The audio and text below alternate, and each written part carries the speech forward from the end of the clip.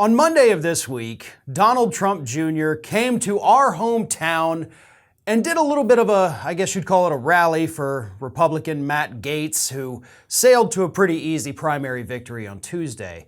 But Jr. showed up along with Kimberly Guilfoyle to not just put to bed rumors that maybe Matt Gaetz was the Mar-a-Lago informant, but also, of course, to run a little bit of damage control for the investigation that has engulfed his father's life.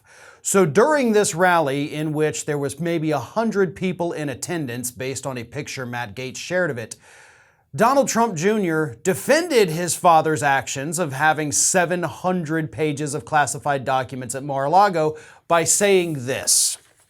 By the way, for the record, I'd say that if Donald Trump actually still had the nuclear codes, it'd probably be good. Our enemies might actually be like, okay, maybe let's not mess with him. Unlike when they look at Joe Biden and they say, you know what? We should attack now. So obviously several things wrong with what Donald Trump Jr. said. First and foremost, there are not enemies around the world sitting there saying, all right, let's attack America now. Joe Biden, of course, has been president since January 20th of 2021. We are now in August of 2022, and the United States has not actually been attacked. Well, not at least by a foreign power. We've seen plenty of attacks by right-wing extremists over the last year and a half. But no, our enemies abroad are not saying, let's attack them now, let's get them. So that's a lie. Second of all, if Donald Trump had the nuclear codes, he wouldn't have the authority to issue a nuclear strike. Does Donald Trump Jr. not understand how that works?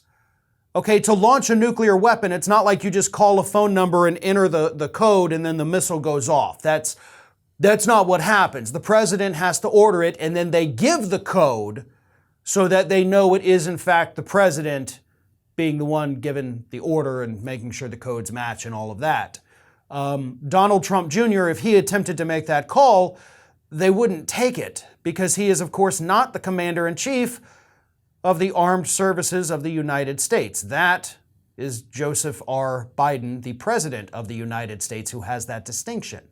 So even if Trump had the codes, he still wouldn't be able to, launch a nuclear strike against a foreign adversary, so they wouldn't have anything to actually be afraid of if Trump was somehow storing those down at Mar-a-Lago.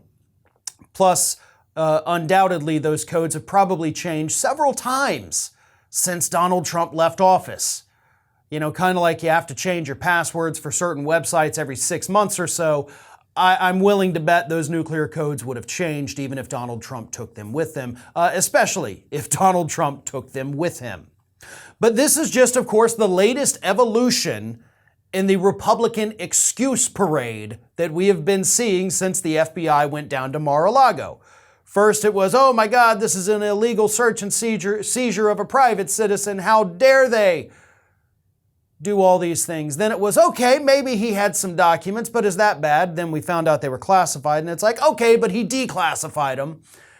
And then we found out that that doesn't even matter if he did or didn't. And then they're like, well, there's probably nothing bad in there. And now it's actually, well, maybe it's good that he had these things. So we have now come full circle from he totally didn't do any of it to, man, it's really good that he did all of it. That's where we're at right now in this timeline that has only been 2 weeks and 2 days, folks. That's how far we've come in 2 weeks and 2 days. From he totally didn't do it to thank God that he did it. This is Hattie.